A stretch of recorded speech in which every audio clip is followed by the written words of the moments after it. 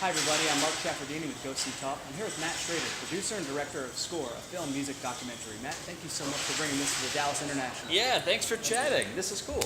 I love it when film score fans get together, but you've taken it to the next level. You were a hobbyist, thank you. and now you've made a movie about the profession. So I know there was a lot of points you needed to hit and a lot of people you needed to speak to. So maybe talk about how you went from just getting composers to a professor and different people you need to talk to, like agents as well. I think kind of at the center of. Am I looking at you? Am I looking at the You can camera? do whatever. Either direction. Yeah. I'll do a little of both. I think at the kind of the core of the film was the idea of let's be sure to explore not only the way it's done, but also the kind of emotional buttons that are pressed by certain scores. And I think there are some really interesting things that really can only be done long form music, and you can't do it in a pop song because it's just you get in a groove for 3 minutes but it's over. But you can do that sometimes. Occasionally a live concert can do it. I shouldn't dismiss pop altogether, or rock or whatever. But film scores is where you really see a lot of that long form development, and then a lot. If it's a good film score, a big payoff too.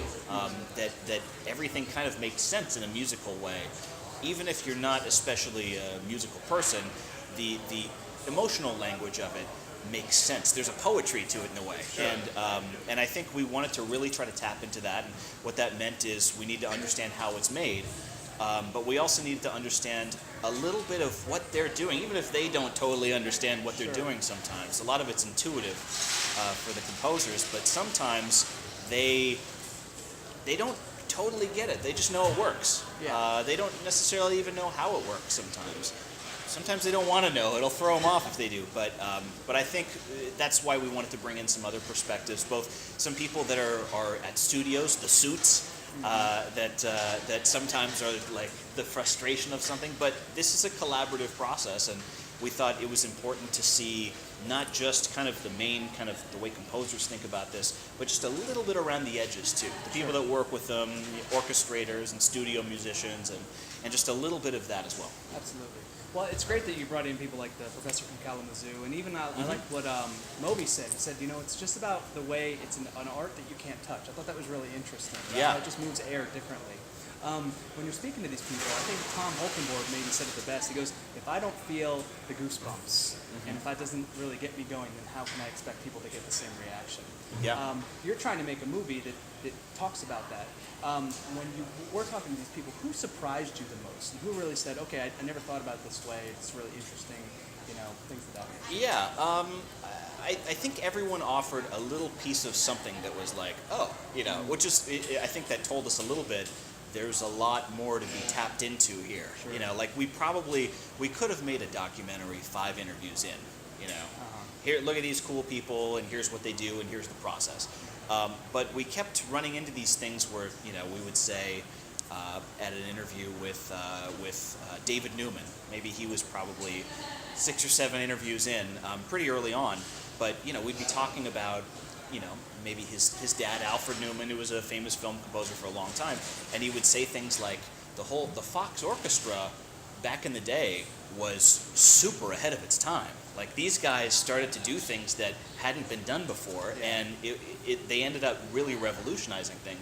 And we thought, well, that's a cool thing then. Give me an example. You'd be like, well, look, that's the Fox logo, the main logo for the Fox logo. Everyone knows that. That was made back in the day, and there's a certain story behind it. So we kept running into, I think, certain things that were either really interesting or even really powerful, and we're like, there's a lot more that we can kind of reveal here if we do it the right way. Well, one of the things I'm excited to hear about is a lot of what made this movie possible was the financial backing from Kickstarter and Indiegogo. Yeah. And you offered incentives to people to get to be part of this process. Yeah. So one of the things you're offering is all the interviews. So it looked like for the movie, you took clips and pertinent pieces to tell your story. But what was that like, sitting through session after session with these people, and now you're getting to give the fans this whole 6 hours of extra footage that you have? Yeah, I think it's just under 6 hours on that disc, and we actually have plans to release a lot more, because it's really cool stuff. Yeah. I mean, especially for someone that's really into, the idea of how this music is made. There's a story behind each one of these, scores that we know, and sometimes behind different specific cues that really will show a little bit of the, kind of the way it was constructed, and how the emotions start to blend together into a track. But yeah, I think there's a lot of, we probably shot, I don't know, 400 or 500 hours of material, including not just interviews, but also a lot of behind the scenes stuff.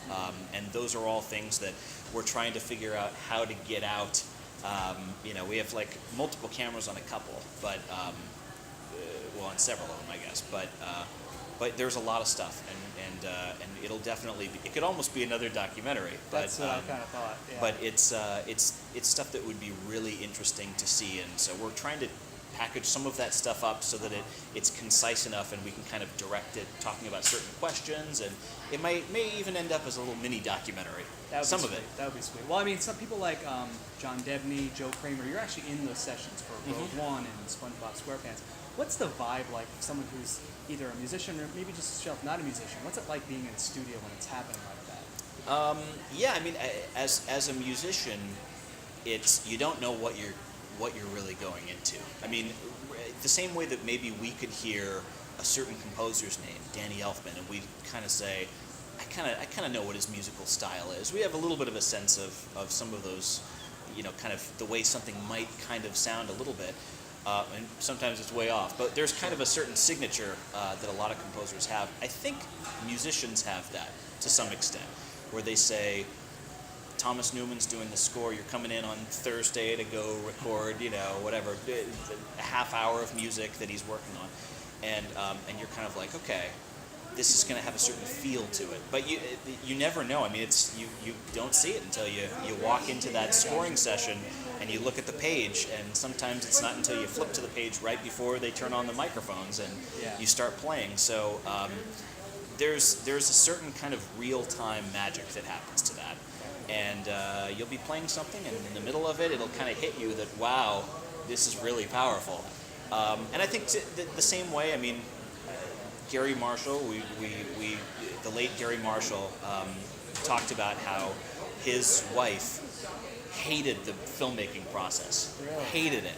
But what she always did was go to the scoring sessions. So she always wanted to be in that room with, 80 or 90 or 100 musicians playing this super powerful music, and she found that the one thing that she could stand still from a lot of filmmaking. At least that's what he told us. So I think there's it's really awe-inspiring in some way when you're in that room and hearing kind of the power. It blows you back sometimes.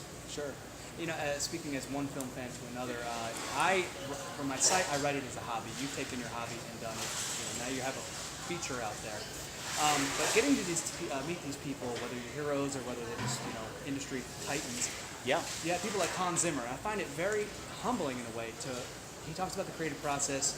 You get in there, you talk to the director, you get happy, and then they leave, and you go, I don't know what I'm going to do. It's amazing. I mean, how many people said things similar to that? It's pretty intimidating. The way they communicated this is it's pretty intimidating to start on a project and kind of have a rough idea and then have to actually put it into action somehow and say, okay, how can I get to that rough idea that I just thought of? Where do I start? And it's like, I could probably imagine if you think of like a portrait, like a hand-drawn portrait of something, I can probably imagine the way a portrait, a sketch would look. Sure. But if someone said, okay, here's a page, now make that happen, that's a lot to try to put onto the page. And I think musically that's what happens with a lot of these guys is they got to start somewhere, and it maybe starts out as a circle, and then they keep erasing things, and eventually you kind of get close to it, and eventually you capture it. I got you. Well, it's funny. I heard Danny Elfman say something like that. I think it was maybe the Great Hollywood Roundtables. I think the THRs. He says, somebody asked him, what's the easiest part about the job? He goes, when is the sequel? Because at least there's some existing material you can string it into. Yes. But yeah, starting with the blank page, that makes perfect sense. Yes, you at least have some themes that you can kind of work with, and you have a little bit of a palette that you can kind of start to build from a little bit. Well, one of the things you touched on, and I liked how you sort of chronicled how music had progressed. You know, you even went back to the 1800s about how it was to mask the sound of the projector. And it really is, you know, at the time it's manipulation, but, you know, we go to movies because we want to be manipulated. Right. But you went through what the 60s had, it was more needle drop, and then how people are doing more electronics. A couple people that I've spoken to have talked about how they're getting more into sound engineering to kind of make scores themselves because you have electronic instruments as opposed to, say, a French horn. Do you have any, what kind of discussions do you have about what's the the trends are? There's a lot of evolution taking place right now. The electronic realm is really interesting. We interviewed certain people that are really kind of at the forefront of some of this stuff. Hans is pretty close, but I would say someone like Steve Jablonski works with, I mean, that's like, it's an extension of his arms almost. The way that he can put things together in a computer and sequence music together, and lots of filters and like just endless. He'll make some of them, and it's really amazing. And I think he sees a lot of the electronic future as that's an endless horizon. That there's always somewhere different to go because it can be any sound. Gotcha. And so it's really interesting. The orchestra still has a really powerful organic component that I don't think can be replicated very easily. Will it eventually happen? I don't know. There's a certain magic still of the orchestra, but I think when you combine those two elements, you kind of get the best of both worlds in a way. And when you talked to me, when we talked in 2015 and you were still kind of in the kitchen putting this together, I think you told me that even at that point, John Debney was one of the champions who's trying to keep orchestral music alive. And so I've talked to Steve about the electronic things, but it's just interesting how I think there's a good point in the movie where maybe it's Hans or Bear McCreary said there's no wrong way to do something. It's just about sounds. Whether it's, he didn't say this, but like this, you turn it into something that makes an emotional reaction. So, there are ways to do something wrong, and that's if it doesn't make any sense with the story that's being told. But really, I mean, there's a million different ways that a story can be told, and I think it's difficult for a composer to really mess it up. Gotcha. Sometimes it's just not quite maybe what the director wants, but there's always something really unique about the combination of kind of what's custom tailored to the picture. Sure. And it's really exciting.